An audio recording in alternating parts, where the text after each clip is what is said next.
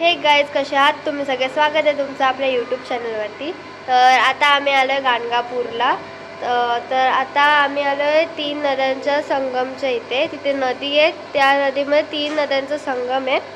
आणि आता आम्ही इथे हातपाय धुणार आणि मग वरती दत्ताच्या मंदिरात जाणार। तर पहिले इथे हातपाय धुवायचे असतात आणि मगच वरती जायचं असतं। काही काही लोक आंघोळ पण करतात, पण आम्ही इथेच हातपाय धुवून वरती जाणार आहोत दर्शनासाठी। तर आता आपण हातपाय धुऊया।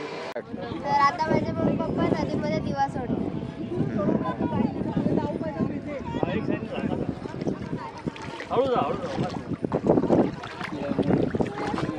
जेव्हा आम्ही संगमला पोहोचलो तेव्हा आम्हाला तिकडच्या लोकांनी सांगितलं की जर आपल्या मनात कोणती इच्छा असेल तर ती आपण बोलून त्या नदीमध्ये जर आपण एक दिवा सोडला तर ती इच्छा लवकरात लवकर पूर्ण होते।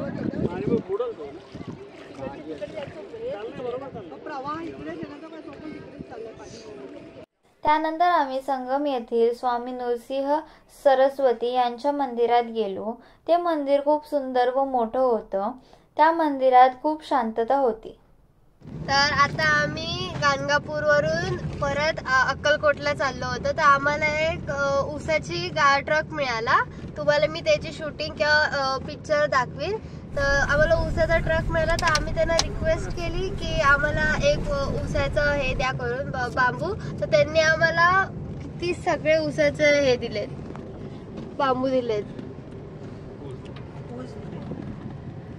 आणि माझा दादा तर गाडीतच खायला चालू केलं, कारण की त्याचे खूप फेवरेट आहेत। आणि हे कर्नाटकचे ऊस आहेत आणि हे खूप जास्त गोड आहेत, जे आम्ही घरी जाऊन खाऊ।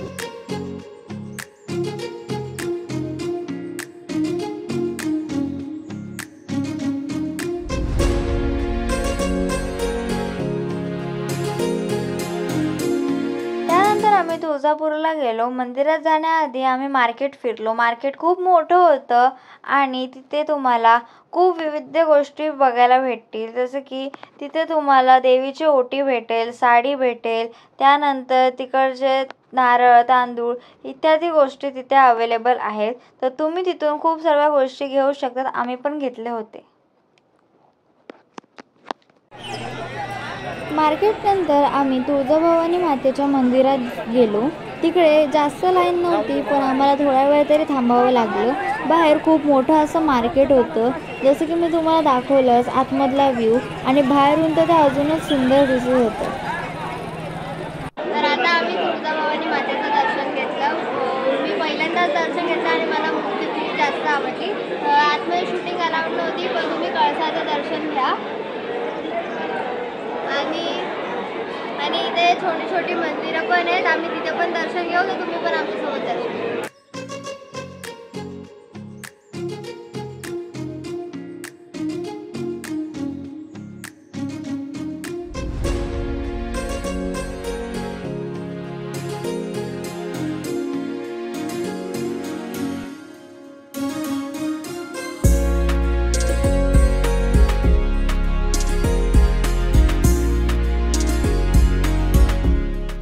दर्शन घेत घेत आम्हाला खूप उशीर झाला होता आणि आम्ही खूप जास्त थकलो होतो। पण जेव्हा आम्ही मंदिराच्या बाहेर येऊन हा व्ह्यू बघितला तेव्हा आमचा सर्व थकवा दूर झाला।